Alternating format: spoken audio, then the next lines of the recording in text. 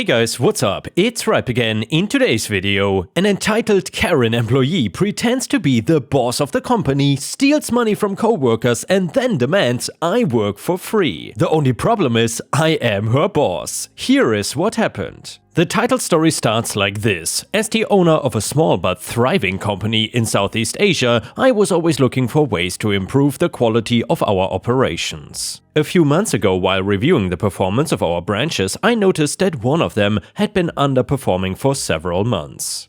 At first, I thought it might be a problem with the location or the products that we were selling. However, as I dug deeper, I began to suspect that the real issue was with our employees. I decided to directly get in touch with the manager of that branch, an employee who has been with me since the beginning when my company was still small.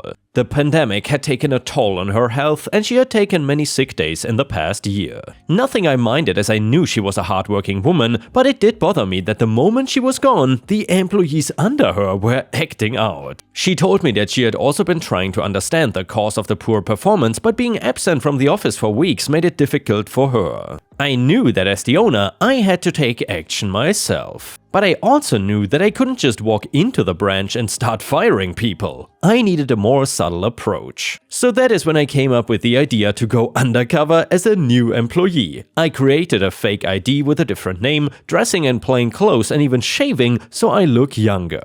The manager introduced me to the team on Monday and I got started with my act. Over the next few weeks, I worked alongside the other employees, doing everything from stocking shelves to handling customer complaints. I kept a low profile, trying to blend in as much as possible, but also keeping my eyes and ears open. It did not take long for me to notice that one employee, let's call her Karen, seemed to love being in charge of everything, even though she was not even the manager. Karen was basically a middle-aged woman with short hair and a no-nonsense attitude. She was always giving orders to the other employees and seemed to be in charge of the cash register as well. A few days passed by quietly until one evening I received the mail that my manager will again be taking a sick leave. I allowed her, of course, both because I knew how much she has been struggling with the after effects of the pandemic and because I wanted to see what will change now that the manager was gone. The very next day I went in to see that Karen had decided to take charge in my manager's absence. She even went so far as to lie and say that the manager had put her in charge. I could not believe it. This was not only unethical but also potentially dangerous. Karen had no training or experience in managing an entire branch. I knew I had to do something, but I also did not want to blow my cover. So then I decided to approach Karen under the guise of asking for advice. "Hey Karen," I said one day as we were stocking shelves. "I noticed that you seem to be in charge around here. How did you get so good at managing things?" Karen looked pleased at the compliment. "Oh honey, it's just a natural talent. I guess," manager's name, "recognized that and put me in charge while she is out. But don't you think it's a little bit risky?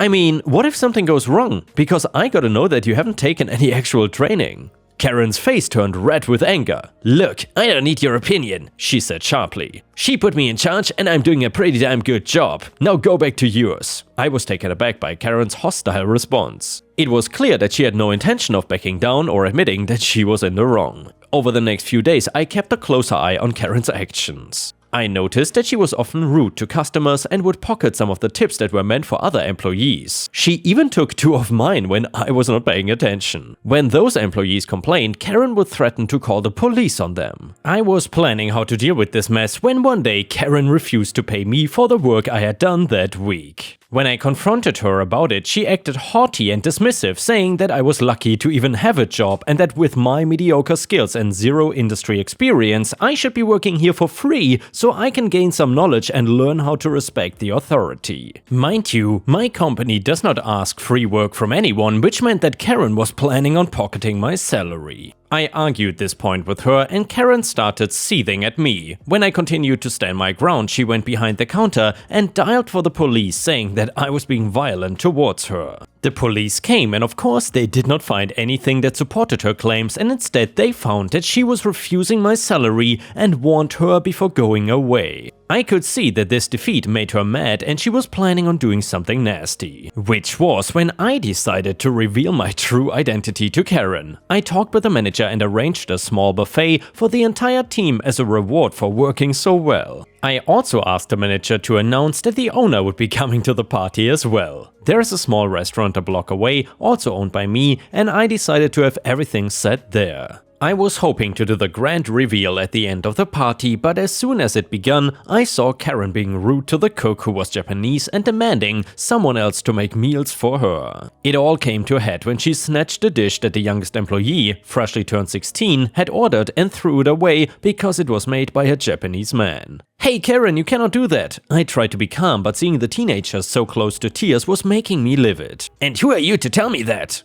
"Well, I'm the owner of this company, Karen." "Sure, and I own Samsung." "Wanna talk to your manager?" I held up my phone and showed her that I was on video call with the manager, who told the team that I was in fact the main boss of this company. I saw most employees smiling ear to ear as Karen's face slowly lost color. She opened and closed her mouth like a fish but said nothing. "I've been working undercover here for the past few weeks," I explained, "and I've seen firsthand how you've been taking advantage of your position, stealing from your coworkers and lying about your authority. That ends today." Karen tried to defend herself, but I would not have it. I had already made up my mind. "I'm sorry, Karen," I said firmly. "You're fired. No need to come in from tomorrow." I turned away her and went to console the teenager. I foolishly thought that Karen would leave after being humiliated like this, but of course people like her are not used to being told what to do. I saw the teenager's eyes widen and he pulled me away, but I still felt it. Hot boiling water right on the exposed skin of my ankle. It got chaotic from there on, Karen using whatever she found, plates, chopsticks, boiling water for hot pot, and started throwing it around at me, saying how she would ruin me and my company for treating her like this. The security guards had just entered the scene when we heard a long bang. I turned to see Karen on the floor holding her head while the cook was beside her with a wok in his hand. I asked the guards to restrain Karen as I called the police. Since we have CCTV cameras inside, everything Karen did was captured and I was able to both sue her for damage, harm and theft and put her behind bars. She has now filed the case in court and is trying to get her own lawyer, but I know that no matter what she does, I have enough evidence to sue her broke. The next week, I came in as the owner along with the manager. I took some time to talk to the other employees and hear their concerns. I promised them that I would take steps to improve the working conditions and address any issues that they had. They seemed relieved and grateful, and I knew that we were on the right track. And here, Ripe Stars, I really hope for the dear employees that they never have to work with a person like Karen ever again. Honestly guys, I think there's not many things worse than a toxic work environment, simply because for many people it's hard to escape it because they obviously need a job and sometimes it can be hard to find a different one. But anyway, if you enjoyed the story, please don't forget to like the video and maybe even post a comment if you wish to support me. Thank you so much. The next one is titled Mega Entitlement. Gentle readers, tonight we shall speak of an entitled person trying to game the system only to be tripped up by their own cleverness. Buttercup, the emotional support unicorn, is in her paddock having enjoyed a delightful frolic in a summer rain shower. Feel free to towel her off. There I am, night shift at a hotel, finishing up my dinner and some of the nightly paperwork when a guest rolls in. There is an aura of smugness to him, palpable and malevolent. He's gonna try something. I check my watch. It's 12:08 AM. Yep. It's the classic after midnight early check-in. For those unfamiliar, some people will try and check in right after midnight thinking they can thereby get 2 nights for the price of 1. After all, it's Thursday now, right? They will display deliberate or sometimes genuine ignorance as to how hotels work and insist upon being given a room. Well sir, check-in is at 3 PM and I'm a Shiny Rock member. Of course he is. As I was saying, I may be able to adjust your arrival date. What was the name, sir? Karen. Okay, let's see. Hang on, keys clicking, not seeing it for arriving tomorrow. I emphasize this as all my arrivals are in and I haven't done the nightly rollover, or as I call it, hitting the make tomorrow happen button. Well, I made it 2 weeks ago, let me pull up the email. While he's doing this, I'm doing a quick, our system is slow search on his name. Ah yeah, found the reservation and that's why it wasn't showing up. You made it for mid-November. Oh, my bad. Well, can you move it to now then? This man should not play poker as his tone is not one of someone who has made a mistake, but rather someone who knows full well what he is doing. I grit my teeth. Let me see what I can do. It looks like this was a prepaid deposit and you're not gonna charge me more, are you? I already paid and I'm a Shiny Rock member after all. Member or not, your humble narrator hates being interrupted. In case it's not clear to the non-industry folks out there, not only has he tried to score an extra night by checking in right after midnight, he has also booked a room 2 months out on the basis that they're usually cheaper the further out you book. The idea being to move the cheap reservation up to the presumably more expensive current night. He is hoping to beat the system in 2 days, and I'm not gonna let him get away with it. However, he is a Shiny Rock member, so I have to be nice about it. Fortunately, I noticed something. Well, sir, since you've paid in advance, the system won't let me alter the rate at all. Actually, I can, but it's just messy. But I've gone ahead and changed the date, so you check in tonight, staying a total of 3 nights and depart on Monday. What I don't tell him is that the basic BAR rate for those nights is actually $10 cheaper than the rate he paid for mid-November. In attempting to be clever, he has successfully charged himself an a-hole tax with 0 effort on my part. The guest smugly takes his keys, confident that he has somehow won, without realizing that he really hasn't. His is a comfortable and warm fantasy world, and I see no reason to dispel the illusion. Speaking of fantasy worlds, Buttercup wishes you all a wonderful evening. Take care and don't let the Shiny Rock members bite. And yeah, Ripe Stars, I'm curious, have any of you ever worked at a hotel? That job would probably make me crazy just because of trying to have to deal with so many entitled people in even just 1 day. I might quit after just the first day. Anyway, the next one is titled, Yes, Speak to the Manager. I worked in a telco call center up until recently for too many years, first on the floor and then as a manager, so I have many stories to tell, but something reminded me of this occurrence, so here I'm posting for the first time. Basically, we were initially a business sales only team, but then turned into the Triple S team. Which means sales/services/safes, so with basically no training, the members on the floor now had to start taking the dreaded billing and cancellation calls. Then one lovely Monday morning, usually Mondays are the worst because customers have had the weekend to build up extra anger meter for not being able to call in, business team is Monday to Friday. One of my team members gets a call from entitled A-hole, aka EAH. This team member is fairly tenured, knows what they are doing and very good on the phone comparatively to others. She comes up to me and advises that there is a customer wanting to speak to a manager, aka me, and now for some additional info, for those who have never worked in a call center, especially ones that deal with business customers, a good portion of them think they are the most important people in the world, demand everything done that day, and speak to a manager every other call. Because of this, I have conditioned my team, an average 15 to 20 team members, to basically talk to them out of needing to speak to a manager, since honestly only 1 out of like 20 requests were ever valid. Most of the time they just want to hear the exact same thing repeated to them. So going back, this agent comes up to me and says he has an entitled a-hole whom asks to speak to a manager, and you, aka me, will have a great time dealing with it. She explains that it's another typical customer who is demanding a refund because he's being charged for something he did not sign up for. Now, while that could be the case in this particular situation, mistake or not, this charge/item is actually saving them a ton of money. See, our standard internet and landline phone packages include local and national calls, but not calls to mobile.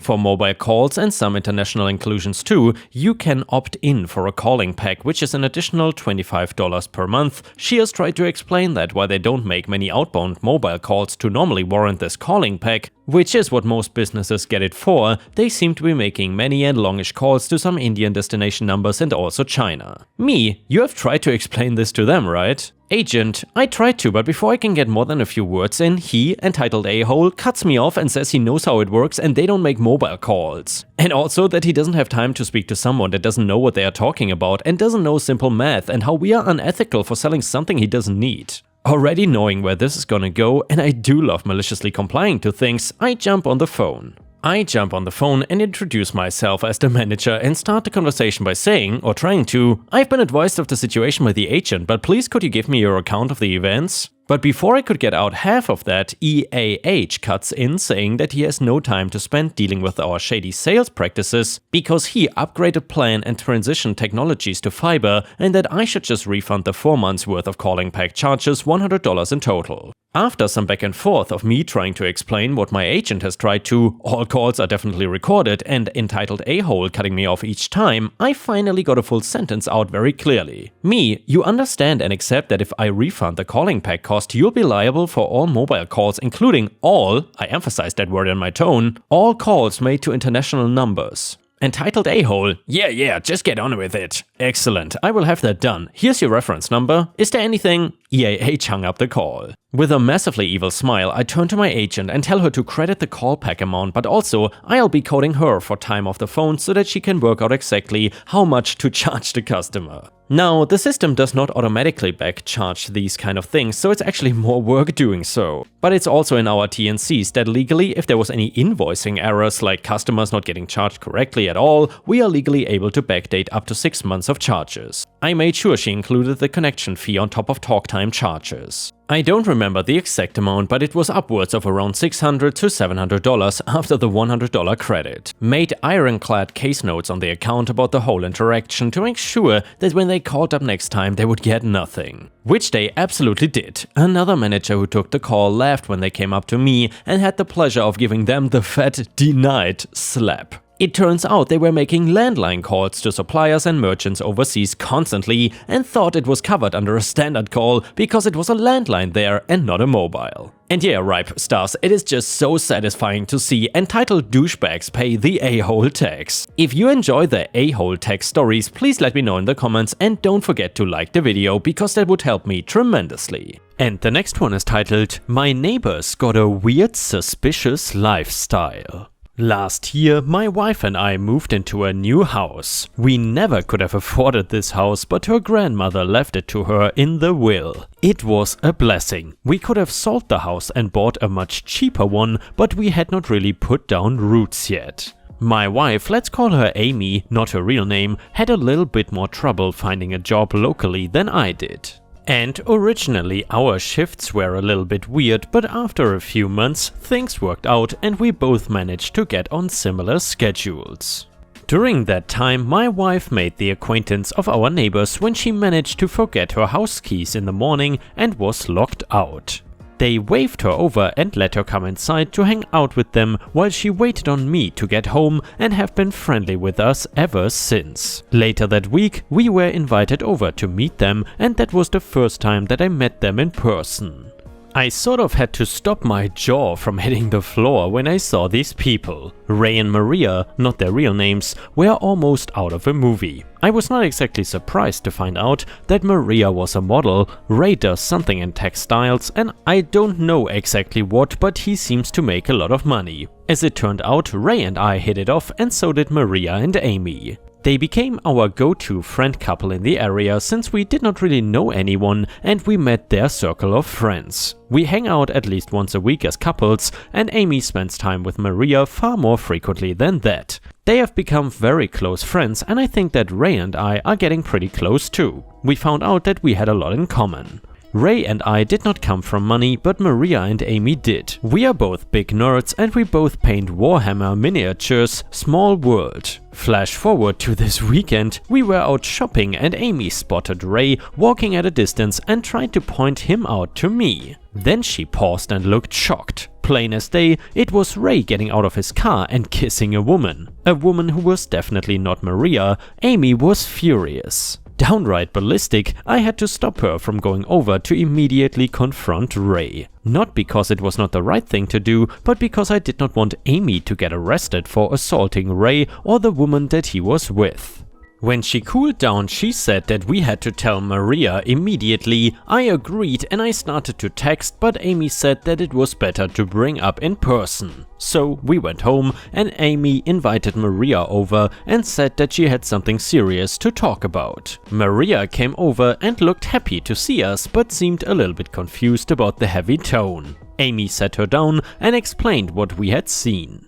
Maria did not look mad, she just asked what color the woman's hair was. I started to say brown, but Amy said red, definitely red. Then Maria laughed, we were a little thrown. Amy repeated that she had seen them kissing, not really processing it. Maria said that was not a problem, that the woman was one of the mutual play partners that they shared. That was when Maria basically said, well, the cat is out of the bag. She explained that she and Ray were not strictly monogamous, sometimes they had singular partners that they played with together, and sometimes they partner swapped and sometimes they did other things, but always with each other's consent and with both of them having veto power over the other's partner or shared partners. I was genuinely surprised, and so was Amy. Maria thought our reaction was sweet but also hilarious. She mentioned it to Ray, who also thought the same thing. He came by later with pizza and wine, and we ate dinner together.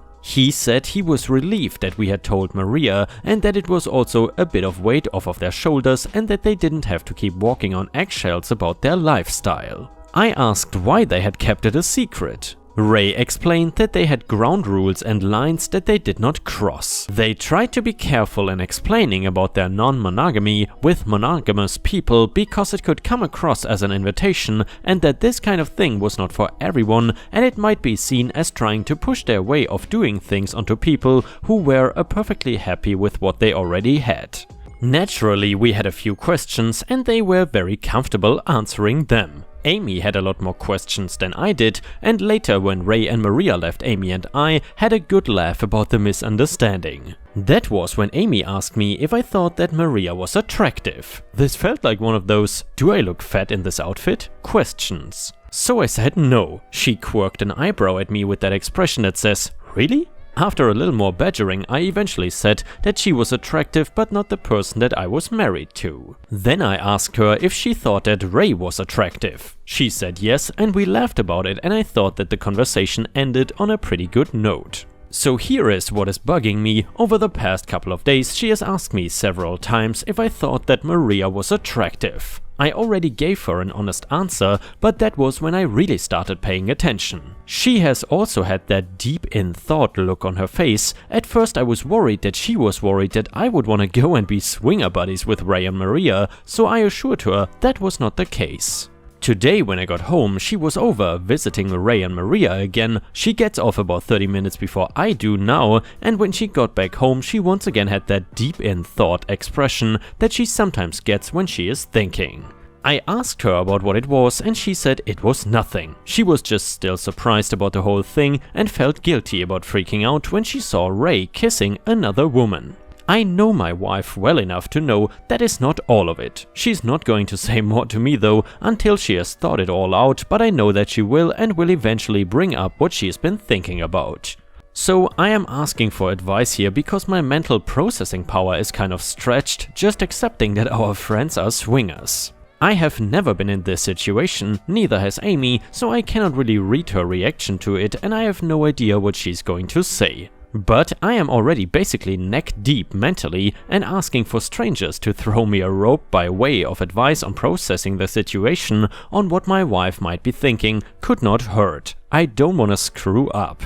And then a user in the comments said, "Why are you mentally stretched that your friends are swingers? The way you described it, they were not at all trying to push their lifestyle on you. What they do is not affecting you." And well, ripe stars, I guess that is debatable in this context because it did seem to affect OP's wife for some reason. Anyway, the person then further said, "Amy may just be curious about the lifestyle. That does not mean she wants to go out and do it. It could just be her trying to understand what it is about from a resource she feels comfortable with. Also, maybe she is a little bit intrigued. Maybe the thought of it turns her crank a little. You or we not know until you straight up ask her about it in a calm manner. In any case, I doubt the three of them are screwing around, and I doubt they are having conversations about how to get you to be cool with adopting the lifestyle. Also, I'm not a swinger, but what you have described should not be throwing you into a tizzy. Communicate with Amy, get her perspective instead of letting your fear of the unknown tell her side of it." And then OP answered, "I think it is less them being swingers and or poly that is confusing me, but the fact that I've known these people for around a year and got really close to them. I mean, we are neighbors and somehow I'm completely blindsided by something that's a really big deal in their relationship dynamic." And then another user in the comments said, "Please be careful, how are you going to react if your wife asks if you might be interested?" I just read and responded to a poster whose wife posed that question. He did not react well, and it is highly likely that his marriage may be over. For some, even the mention of ENM is a deal breaker. They view it as the partner not feeling they are enough. If you feel the same, you may want to put that out there before your wife asks. It may save you from a lot of heartache. And then OP answered, "Truth be told, I don't think I would blow up, but I would have a lot of questions to ask." I'm still kind of reeling from the last bit of info that I found out, so it would be a bit overwhelming. And then another user in the comments said she is trying to decide if this lifestyle would be something that she wants. Probably she asked them about it. You need to think about if this is something you would be interested in doing, because she very well will ask you if you want to try this lifestyle. If you're not interested in this, be firm that you don't want this. This has messed up marriages of people who are not into this. If you did try this, then set up firm boundaries of who and when and both agree. Some people can do this and others it is a disaster. For instance, could you stand knowing your wife is having intercourse with someone else? Could she stand knowing you are with another woman? I would suggest not getting into it unless you both can handle it and both are truly interested. Yes, the question will come up. OP then said, that's a lot to think about, but I guess I had better think about it. It's pretty normal to be curious and even fascinated when we learn someone has a different way of doing relationships. It is possible your wife is fantasizing about this, asking herself how she would feel if you and she tried out ENM, ethical non-monogamy. The best thing you can do is have a very honest and open communication here. Explore within yourself how you would feel about it before talking to her. I will say that it is not for everyone, and for those who do it in a healthy way, we almost over-communicate about everything. OP, if that's the case, do you think that this is a passing fascination or possibly something that she is seriously considering? Also, since you mentioned that you practice it, do you think from the sound of it that Ray and Maria are practicing their lifestyle in a good way? Sorry if I stumble over terminology, the whole thing is just kind of a lot to swallow at once.